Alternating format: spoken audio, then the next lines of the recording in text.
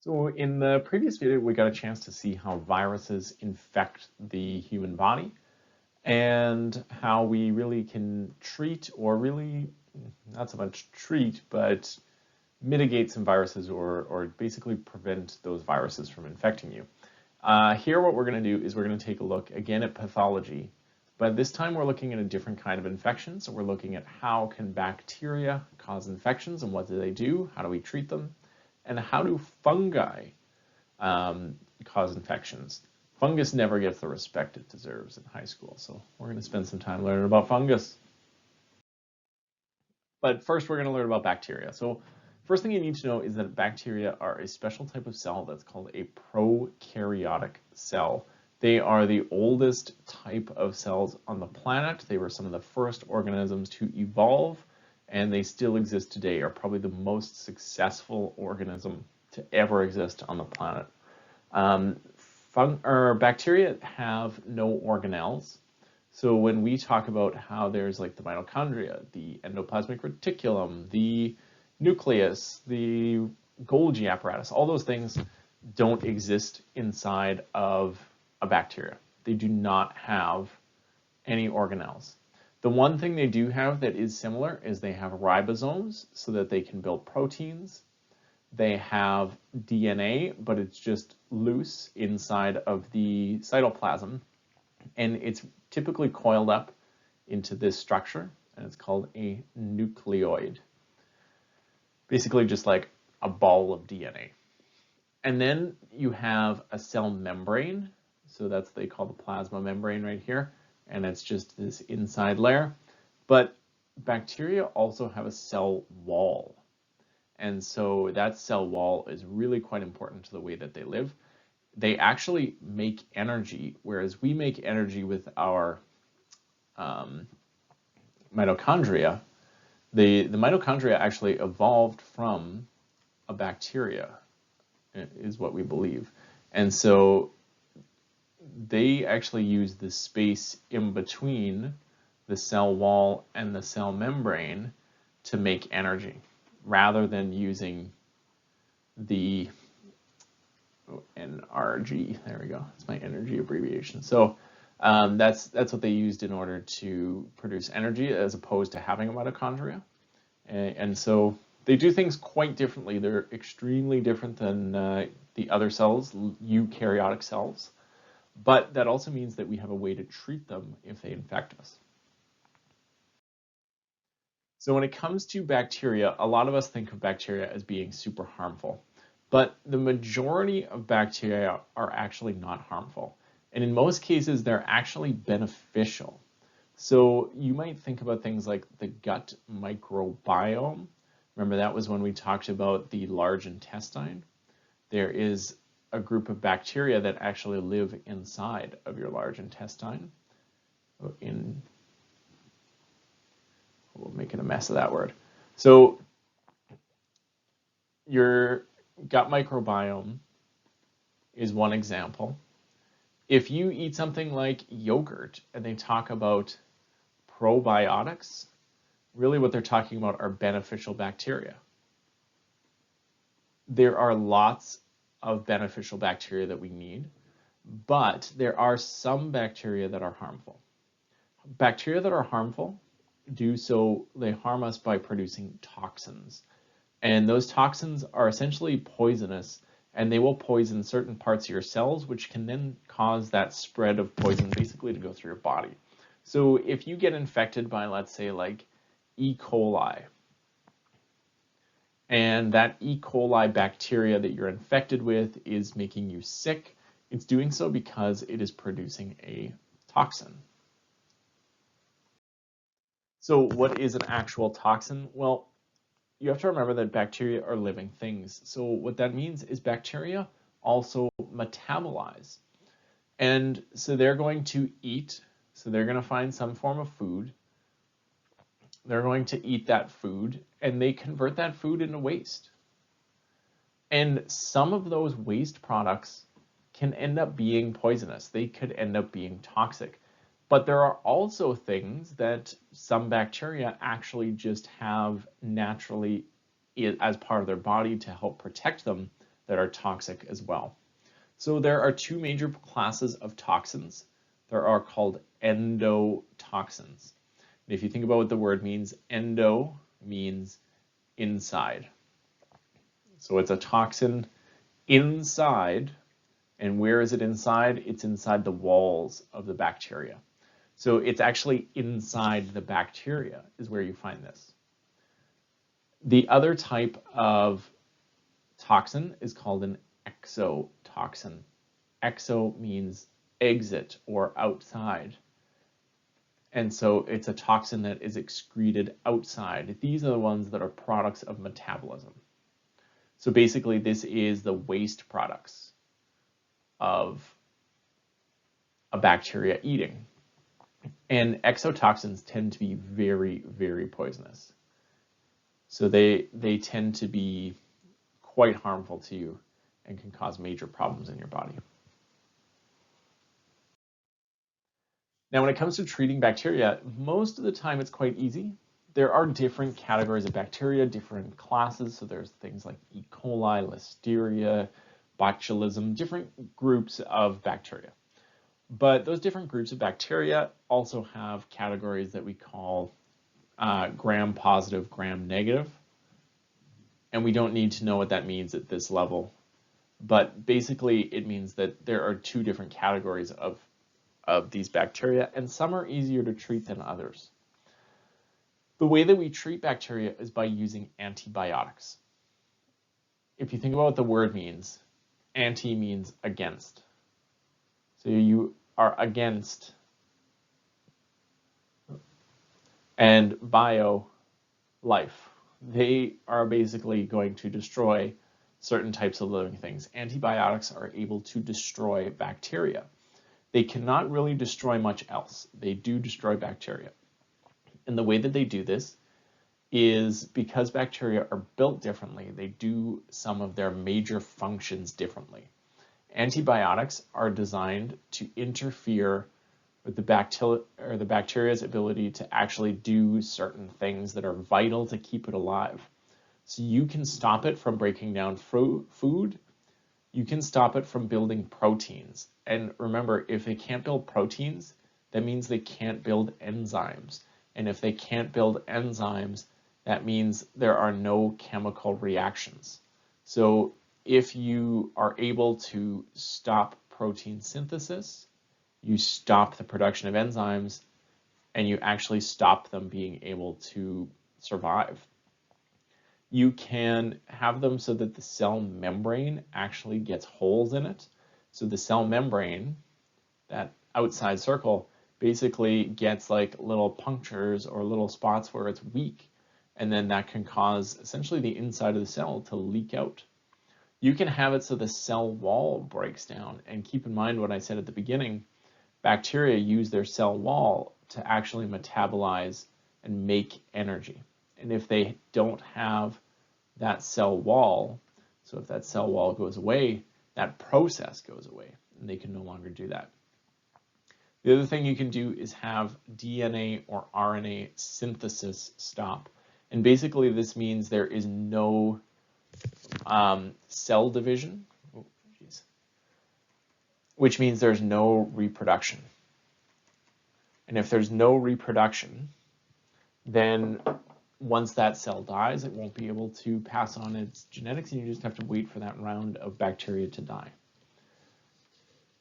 In an antibiotic, there are different forms of antibiotic, but not all of them.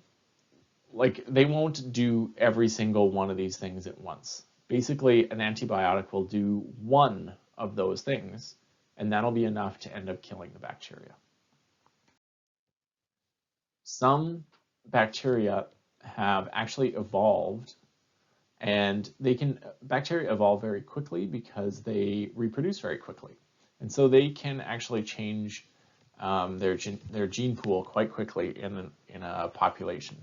And so they've evolved in some cases to be resistant to antibiotics. And that's what you actually see here in this photo. So these little white things, these are antibiotics. And they're the little like gross looking scum part. that is the bacteria.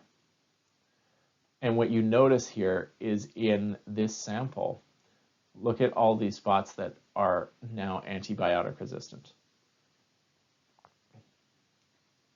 The way that this works is just the evolutionary process. So what happens is some bacteria are just naturally have some variation in them that makes them a little bit more resistant to antibiotics. And so then when they reproduce, like, first of all, they have a better chance of surviving.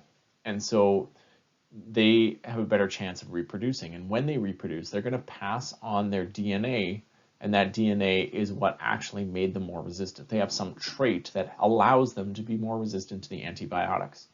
And so then there's a better chance that they will survive, which means they have a better chance that they will reproduce, which means that they will pass on their genes to their offspring, which means their offspring will be more resistant. And basically you can select for the bacteria that become resistant to these different traits and are resistant to these different antibiotics. So this is one of the reasons it's really important to finish an entire course of antibiotics. If you don't, you're basically selecting bacteria that are more resistant, and the ones that are more resistant will continue to survive. If you finish out the entire course of antibiotics, then you have a better chance of killing all the bacteria. And if you kill all the bacteria that are harming you, then you get rid of the ones that might be even a little bit more resistant to antibiotics. But antibiotic resistance is a huge scare in the medical world, because this is the only way that we know how to kill bacteria is with antibiotics. And if bacteria become resistant to antibiotics, we no longer have a way to treat infection. And so that's a huge, scary thing in the world of medicine. All right, fungus. First of all, you should know that I love talking about fungus. I think fungus are amazing, and nobody talks about fungus ever. But fungus are one of the most incredible organisms on the planet. Give fungus their respect. Okay, so fungus are another common pathogen, but it's important to recognize what a fungus is. A fungus is not an animal. A fungus is not a plant. A fungus is not bacteria. They're their own group. We classify these things in what are called kingdoms. And so there is the kingdom Animalia, the kingdom Plantae, and the kingdom Fungi. Fungus are actually more closely related to animals than they are to plants. I know that may seem weird, but that is actually like genetics show us that we are more closely related to fungus. Fungus are very different because they're an entirely different kingdom. But one of the big things they do is they reproduce by spreading spores. And so a really good way to see this is if you have a mushroom at home, just steal one out of the fridge. You're going to notice on the mushroom, okay, it has gills on the bottom, and then it has the stem. Rip the stem out, okay? And then what you're going to do is take that mushroom, take the mushroom cap, and set it so that the gills are gill side down on a sheet of paper. Look at it the next day, lift up the mushroom, and you're going to notice that it has a whole bunch of little spots where the mushroom cap was, and those are all the spores. Their spores are microscopic, and you're actually looking at spores in this. This is a special type of bacteria called a Basidiomycetes, which is like a mushroom. And so these spores are really small. And so they often get carried by the air, whereas plants get like animals to carry their pollen. Some fungus will do that, but a lot of fungus will actually just use the air. And so what that means is there are fungal spores everywhere. And those fungus grow by having that spore land on something. So if you have like some kind of food, let's say it's like your block of cheese, and then you have fungus that are just floating around in the air, eventually one of them is going to land there, and it's going to start growing through your food. and that's how they spread. Fungus have cell walls. I know you think plants are the only things that have cell walls, but bacteria have cell walls and fungus have cell walls, but the fungus cell walls are made out of a different substance. They're made out of chitin instead of being made out of cellulose. So they are a very different structure than like plants would be. When a fungus grows by having threads. So you see in this structure here, there are all these like threads growing. Maybe I'll change my color so you can see a little bit better. So you have these different threads that are growing throughout this structure. Each of these is part of a fungus. Fungus grow a network of little threads, and the network is called the mycelium. Each individual branch is called a hyphae. And the way that the fungus grows is you had your substrate. The substrate is the thing that it's going to eat. And then what ends up happening is a spore will land on that spot. And you'll actually get multiple spores from different organisms, and they will grow their hyphae through the entire structure of that thing. And they're doing this to eat. This is how fungus actually feed, is by spreading out through a structure like this.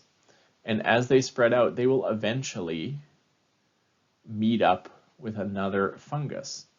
And then they can actually build a whole bunch of mycelium all together and get it to exit back out of what they're eating. And then it will grow into a fruiting body, and the fruiting body is how it reproduces. So like a mushroom is just the fruiting body of a larger fungus. This is why you tend to find lots of mushrooms in the same spot if you go walking in the forest or in a place that grows mushrooms. And that's because the mycelium are all kind of in the same network in the same area. The fruiting body, even things like mold, if you see mold on bread, that's just the fruiting body, the reproductive structure of that fungus. But usually what's happened is the actual fungus itself has grown underneath the substrate or whatever it is that they're eating. This big network, remember, is called the mycelium.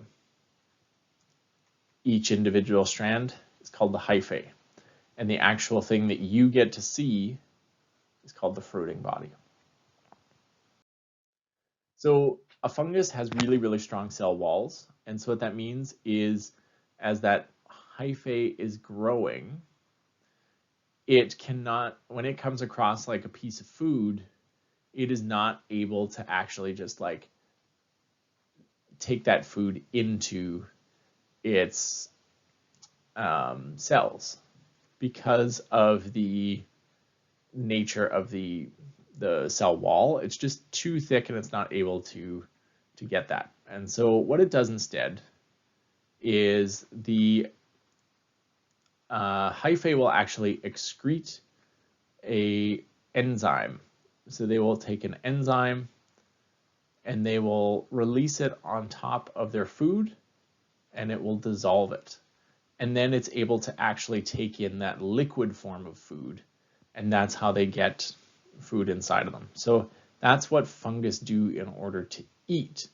They have to basically digest their food and dissolve it outside of the structure of the fungus, and then they can actually absorb it afterwards. Fungus can infect humans, and so one of the major things that they end up infecting is our outer coverings. So they tend to infect skin and nails quite easily. Well, I shouldn't say easily, but that is kind of the major place you see fungal infections. And that's because it's on the outside and that's where spores tend to land. But any spot that get exposed to spores can provide an environment for these fungus to grow. And so they can start growing in your your respiratory or your reproductive organs. And that's because those are areas that may get exposed to them. Some fungus can actually spread through your body though, and can get into other areas. So a good example would be fungal meningitis. So remember, itis means inflammation, and menges refers to the outer layer of the brain. So basically like the covering of the brain. And so you have your brain. This is your brain here. It's a weird looking brain, but you got your brain stem coming out the back. The very like outer layer of this is called the menges. And it is possible that a fungus can infect an area, and then that area will swell. And then keep in mind, your brain is inside of a skull. And so if that swelling comes too big, it's going to push against your brain because it can't expand your skull. And then that's going to damage your brain if it becomes too serious. So there are some major things that can happen because of fungus, but a lot of the time what you're going to see are things like fungal infections on the skin. This what you're seeing here is ringworm. If you wrestle, you know what ringworm is. It's like it lives on the wrestling mats basically, and then once you touch it, those spores get on your skin, and then the fungus starts spreading through your body, and basically the mycelium network is making its way in a circle. And so you end up seeing this kind of like, as the hyphae start spreading out, you end up seeing this structure that we call ringworm. When we treat fungus with antifungals. And antifungals are kind of like the fungus version of an antibiotic.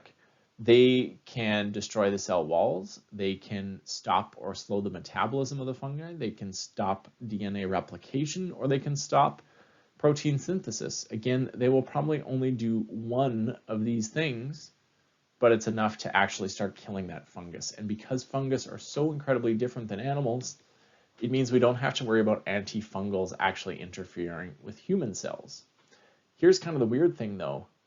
A lot of the antibiotics that we get, and some of the original antibiotics we ever found, actually came from fungus, is actually where we got our original antibiotics.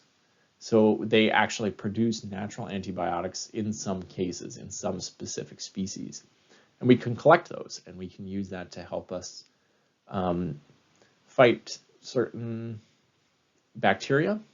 But some fungus, just like some bacteria are dangerous, some fungus are dangerous.